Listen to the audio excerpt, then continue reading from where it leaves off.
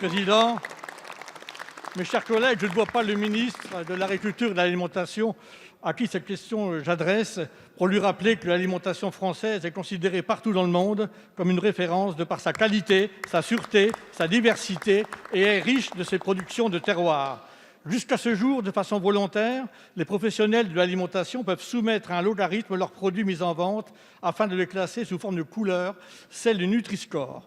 Loin de vouloir écarter l'information nutritionnelle que le consommateur est en droit d'attendre, mais avouez que le thermomètre employé est pour le moins particulier. C'est bien la valeur nutritive équilibrée d'un repas qui doit compter et non d'autres considérants théoriques qui peuvent mettre à mal des filières organisées. Avec ce Nutri-Score appliqué aux produits de nos terroirs, comme la viennoiserie, la viande, la charcuterie et bien évidemment les fromages, ce sont 93% de nos produits régionaux sous appellation ou indicateur géographique qui seraient menacés par un classement inadapté et incompréhensible. Pourtant, ces labels, avec ces productions et ces paysans engagés, répondent fidèlement à l'histoire de leur terroir, avec un cahier des charges précis garantissant une qualité et des méthodes d'élaboration strictement respectées. C'est le cas, par exemple, pour l'ensemble des 54 fromages en appellation, du reblochon au roquefort, du maroilles au brie de Meaux, ou encore dans mon département, le chaours, produits, il faut le rappeler, sans additifs, ni colorants, ni conservateurs. Donc je voulais poser la question à M. le ministre de l'Alimentation, mais j'aurais pu la poser également à son collègue Jean-Michel Blanquer, car l'alimentation doit faire partie entière de l'éducation, ou encore à Mme Bachelot, car les produits de nos terroirs, avec leur histoire, leur qualité et leur diversité, font partie intégrante de notre patrimoine et de notre culture. Donc ma question au gouvernement, l'Europe, avec l'accord de la France, est-elle, oui ou non, sur le point d'imposer ce Nutri-Score à échéance proche? Et quelle est votre position, en particulier concernant les signes de qualité AOP et IJP? Je vous remercie. Merci, monsieur le député. La parole est à monsieur Olivier Véran, ministre des Solidarités et de la Santé. Monsieur le député Ménuel, ce n'est pas le ministre de l'Agriculture qui vous répond, mais vous allez voir, on est en phase. Monsieur le député, vous et moi, on partage la volonté de défendre le patrimoine national en matière d'alimentation. Et le Nutri-Score, il ne faut pas le voir comme un ennemi du patrimoine alimentaire, au contraire.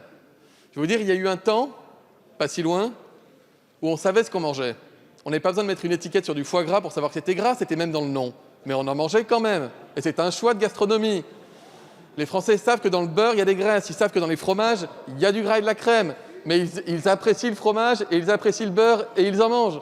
Et personne n'a vocation à empêcher les Français ou les dissuader de manger du fromage ou du foie gras, monsieur le député. En revanche, ce qui a changé, c'est qu'aujourd'hui, on ne sait plus vraiment ce qu'on mange au quotidien, monsieur le député. Vous avez des produits qui sont polytransformés, polysaturés, où il faut regarder l'étiquette pendant 5 minutes avec une loupe pour comprendre la moitié des aliments qu'il y a à l'intérieur. Ça, c'est pas la gastronomie française. Ça, c'est de la bouffe qui vient, pardon pour l'expression, mais qui vient de partout dans le monde, mais qui est certainement pas celle de nos agriculteurs et du territoire que vous défendez avec talent.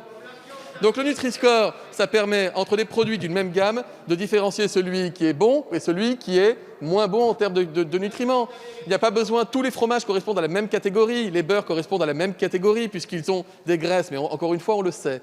Ce qu'on veut, c'est encore une fois informer qu'entre 2 pizzas ou 2 boîtes de raviolis ou 2 plats de lasagne congelés ou 2 jambons différents, eh bien vous en avez qui ont un Nutri-Score B, oui, et d'autres qui ont un Nutri-Score E. Et qu'est-ce qui se passe? Ceux qui ont un Nutri-Score E, ils baissent le taux de sel. Ils baissent un peu le taux de graisse, ils baissent un peu les nitrites, ils prennent un Nutri-Score B et ça fonctionne. Pourquoi? Parce que les Français, ils le plébiscitent. 94% des Français se disent favorables au Nutri-Score sur les emballages et plus de 50% des Français ont déjà changé au moins une fois leurs habitudes alimentaires en fonction du Nutri-Score. Croyez-moi, monsieur le député, les fromages, les vins, tous les produits gastronomiques français ne sont pas en danger. Au contraire, et on est en train de les défendre, y compris au niveau européen.